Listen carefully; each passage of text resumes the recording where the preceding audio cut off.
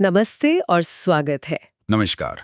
आज हमारे पास कुछ बहुत ही दिलचस्प हाथ से लिखे नोट्स हैं और ये हमें उस दौर में ले जाएंगे जब भारत का भविष्य आप कह सकती हैं लिखा जा रहा था। बिल्कुल।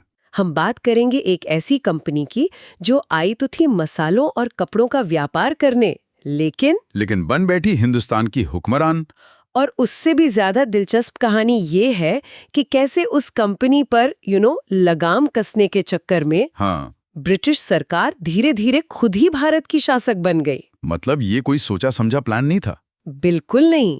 ये लालच, अराजकता और फिर उस पर काबू पाने की कोशिशों की एक लंबी दास्तान है। तो आज हमारा मिशन इन नोट्स के जरिए 1600 से लेकर 1833 तक के उस सफर को समझना है। चलिए इस उलझी हुई कहानी की परतें खोलते हैं। चलिए शुरू करते हैं। कहानी की शुरुआत होती है 31 दिसंबर 1600 से। हाँ, जब ब्रिटेन की महारानी एलिजाबेथ प्रथम ने कुछ व्यापारियों को एक चार्टर मतलब एक अधिकार पत्र दिया। और ये कोई मामूली अधिकार पत्र नहीं था। इसने the governor and company of merchants of London trading into the east Indies. उफ, कितना लंबा नाम है। हाँ, इस कंपनी को पूर्वी देशों के साथ व्यापार करने का 15 साल का एकाधिकार दे दिया। मतलब ब्रिटेन से कोई और वहां जाके व्यापार नहीं कर सकता था। और यहाँ एक कमाल का मंजर सोच कर देखिए, जब लंदन में ये सब हो रहा था तब भारत में कौन था? शहंशाह अकबर आगरा में एक विशाल साम्राज्य चला रहे थे। उन्हें शायद इस कंपनी के बनने की खबर तक नहीं थी। इतिहास में ऐसे पल कमाल के होते हैं। बिल्कुल, जब दो अनजान दुनियाएं टकराने वाली होती हैं। और ये टकराव बहुत जल्द शुरू भी हो गया।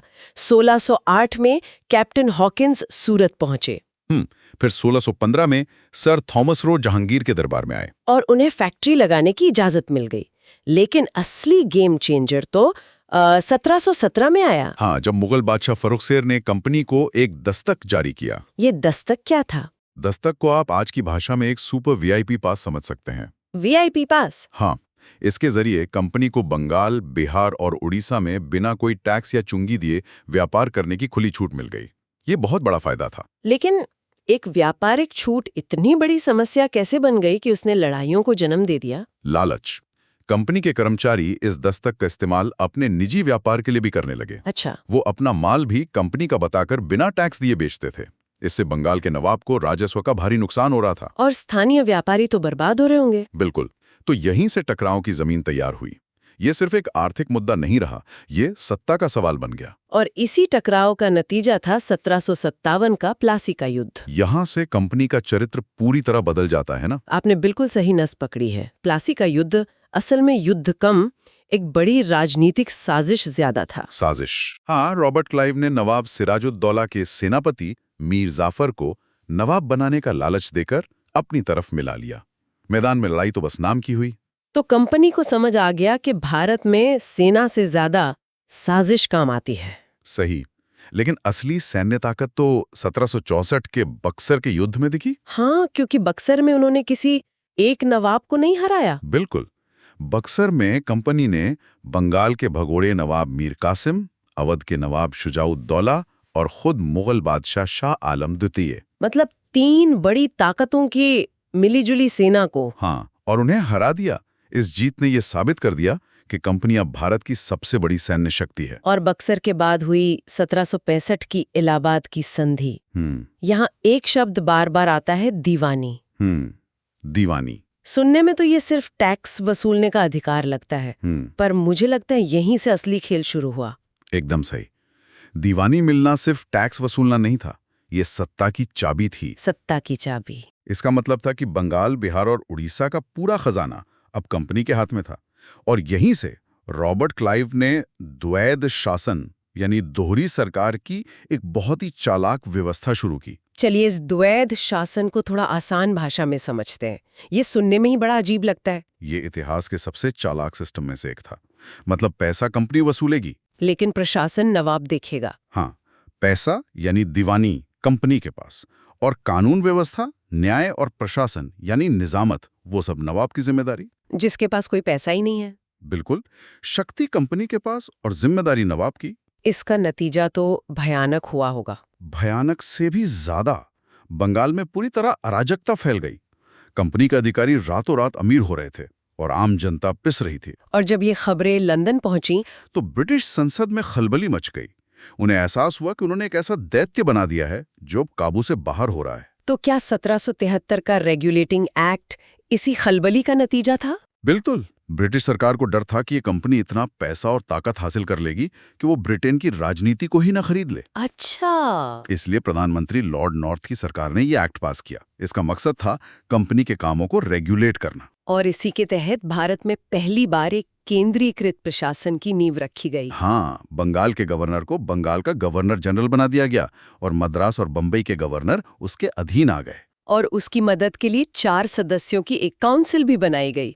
मतलब अब वो अकेले फैसले नहीं ले सकता था। हाँ, और यहीं से एक नई समस्या शुरू हुई। गवर्नर जनरल को हर फैसले के लिए काउंसिल में बहुमत चाहिए होता था, जो अक्सर मिलता नहीं था। अच्छा। और इसी एक्ट के तहत 1774 में कलकत्ता में एक सुप्रीम कोर्ट भी बना दिया गया। ये भारत में एक आधुनिक न्यायपालिका की शुरुआत थी तो, लेकिन इसने एक और बड़ा सिरदर्द पैदा कर दिया। वो क्या था? अधिकारों का टकराव। ये साफ ही नहीं था कि गवर्नर जनरल और उसकी काउंसिल का अधिकार क्षेत्र कहाँ खत्म होता है और सुप्रीम कोर्ट का कहाँ से शुरू होता है। मतलब दोनों खुद को सबसे बड़ा समझने लगे और आपस में ही लड़ने लगे। तो 1773 का एक्ट मतलब एक अच्छा प्रयोग था, लेकिन वो कई मामलों में फेल हो गया। तो इस टकराव को सुलझाने के लिए 1781 में एक्ट ऑफ सेटलमेंट आया। हाँ, जिसने गवर्नर जनरल को सुप्रीम कोर्ट के अधिकार क्षेत्र से काफी हद तक बाहर कर दिया। लेकिन लगता है ब्रिटिश सरकार को समझ आ गया था कि आधा अधूरा नियंत्रण काम नहीं करेगा, उन्हें अब सीधा दखल देना होगा। आपने बिल्कुल सही पकड़ा। इसी सोच का नतीजा था 1784 का पिट्स इंडिया एक्ट। इस एक्ट ने क्या किया? इस एक्ट ने साफ साफ कह दिया, अब से असली बॉस हम हैं। इसने कंपनी के कामों को 2 हिस्सों में बांट दिया, व्यापारिक और राजनीतिक। बिल्कुल। व्यापारिक मामले देखेगा कंपनी का कोर्ट ऑफ डायरेक्टर्स, लेकिन उसके ऊपर ब्रिटिश सरकार ने अपना एक सुपर बॉस बिठा दिया। 6 सदस्यों का बोर्ड ऑफ कंट्रोल। हाँ, मतलब अब कंपनी के हर राजनीतिक, सैन्य और राजस्व से जुड़े फैसले पर सरकार की नजर थी और उसकी मंजूरी जरूरी थी। और इन नोट्स में एक बहुत जरूरी बात लिखी है। इसी कानून में पहली बार भारत में कंपनी के कब्जे वाले इलाके को भारत में ब्रिटिश आधिपत्य कहा गया। ब्रिटिश पोजेशंस इन इंडिया, ये सिर्फ शब्द नहीं थे। ये एक बहुत बड़ा मनोवैज्ञानिक बदलाव था, है ना? बिल्कुल। अब वो इलाका सिर्फ एक ट्रेडिंग कंपनी की जागीर नहीं था, बल्कि उसे आधिकारिक तौर पर ब्रिटिश साम्राज्य का हिस्सा माना जा रहा था। तो पिट्स इंडिया एक्ट ने सरकार को तो कंट्रोल दे दिया, लेकिन जमीन पर गवर्नर जनरल को अभी भी अपनी काउंसिल से जूझना पड़ रहा था। हाँ, हर फैसले के लिए बहुमत चाहिए। तो सरकार को जल्दी समझ आ गया कि भारत जैसे विशाल देश को एक कमेटी से नहीं चलाया जा सकता। किसी एक व्यक्ति को ताकत देनी होगी। एकदम। और क्या 1786 का एक्ट इसी समस्या का समाधान था? हाँ, ये खास तौर पर लॉर्ड कॉर्नवालिस के लिए लाया गया था। इसने गवर्नर जनरल को 2 बहुत बड़ी शक्तियां दी। पहली, वो अपनी काउंसिल के फैसले को रद्द कर सकता था, मतलब वीटो पावर। हाँ, वीटो पावर। और दूसरी, उसे कमांडर इन चीफ यानी मुख्य सेनापति भी बना दिया गया। तो अब उसके हाथ में नागरिक और सैन्य दोनों ताकतें थीं। सही। इसके बाद लगभग 20 साल तक चीजें चलती रहीं। फिर 1813 में एक और चार्टर एक्ट आता है और इसमें अचानक से व्यापार के साथ साथ धर्म और शिक्षा की बातें होने लगती हैं। हाँ, ये थोड़ा अजीब लगता है। एक ट्रेडिंग कंपनी को भारतीयों की शिक्षा या धर्म से क्या लेना देना? वही तो। ये सवाल ही इस एक्ट के दिल तक पहुंचता है। देखिए, 1813 तक ब्रिटेन बदल चुका था। वहां औद्योगिक क्रांति हो चुकी थी और फ्री ट्रेड की सोच हावी हो रही थी। बिल्कुल। ब्रिटेन के नए उद्योगपति चाहते थे कि ईस्ट इंडिया कंपनी का एकाधिकार खत्म हो, ताकि वो भी भारत में अपना माल बेच सकें। तो इस एक्ट ने चाय और चीन के साथ व्यापार को छोड़कर कंपनी का एकाधिकार खत्म कर दिया। सही। ये तो हुई व्यापार की बात, लेकिन ईसाई मिशनरियों को इजाजत क्यों दी गई? उस समय ब्रिटेन में एक शक्तिशाली इंजीलवादी समूह उभर रहा था। उनका मानना था कि अंग्रेजों का ये कर्तव्य है कि वो भारतीयों को सभ्य बनाएं और ईसाई धर्म का प्रचार करें। हाँ, उनके दबाव में आकर ही ईसाई मिशनरियों को भारत में आने की आधिकारिक इजाजत मिली। और शिक्षा के लिए 1 लाख रुपए, क्या ये भी उसी सभ्य बनाने वाले मिशन का हिस्सा था? आप इसे वैसे देख सकती हैं। पहली बार इस एक्ट में ये प्रावधान किया गया कि भारतीय साहित्य और विज्ञान को बढ़ावा देने के लिए सालाना 1 लाख रुपए खर्च किए जाएंगे। हालांकि ये पैसा कैसे खर्च हो, इस पर सालों तक बहस चलती रही। हाँ, पर यह पहली बार था जब ब्रिटिश सरकार ने कागज पर ही सही भारत में शिक्षा की जिम्मेदारी लेने की बात कबूली। तो अगर हम इस पूरी कहानी को देखें तो 1833 का चार्टर्ड एक्ट एक तरह से इस पूरी प्रक्रिया का क्लाइमैक्स लगता है। बिल्कुल, 1833 का एक्ट ब्रिटिश भारत में केंद्रीकरण का शिखर था। सबसे बड़ा बदलाव क्या था इसमें? सबसे बड़ा बदलाव ये हुआ कि बंगाल का गवर्नर जनरल अब भारत का गवर्नर जनरल बन गया।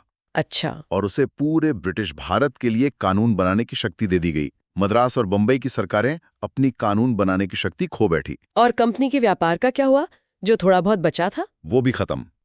चाय और चीन के साथ व्यापार का एकाधिकार भी छीन लिया गया। अब ईस्ट इंडिया कंपनी पूरी तरह से एक प्रशासनिक मशीनरी बन गई थी। हाँ, जिसका एकमात्र काम ब्रिटिश ताज की ओर से भारत पर शासन करना था। वो अब व्यापारी नहीं, सिर्फ और सिर्फ शासक थी।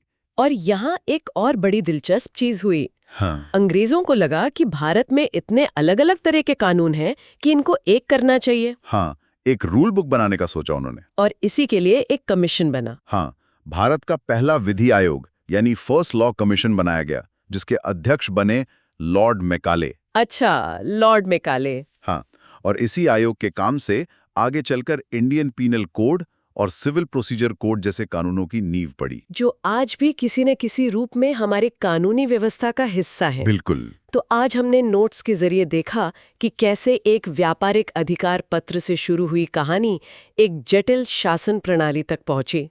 वाकई एक अजीब सफर था। जहां एक प्राइवेट कंपनी सरकार चला रही थी और फिर असली सरकार ने धीरे धीरे उसे अपनी कठपुतली बना लिया। इसमें सबसे आकर्षक बात यही है कि ये एक सीधी रेखा में नहीं चला। हर नया एक्ट पिछले वाले की नाकामी का जवाब था। हाँ, ये एक के बाद एक किए गए सुधारों की कहानी है। सुधार जो अनजाने में ही भारत में एक केंद्रीकृत औपनिवेशिक राज की नींव रख रहे थे। इन कानूनों ने भारत में एक एकीकृत प्रशासनिक और कानूनी व्यवस्था की नींव रखी, इसमें कोई शक नहीं। लेकिन ये ढांचा बनाया गया था शाही नियंत्रण को मजबूत करने के लिए। ये एक सवाल छोड़ जाता है जिस पर सोचा जा सकता है। शाही शासन के लिए बनाए गए इस बुनियादी ढांचे का कितना हिस्सा आज भी आजाद भारत की प्रशासनिक और कानूनी सोच को अनजाने में प्रभावित करता है?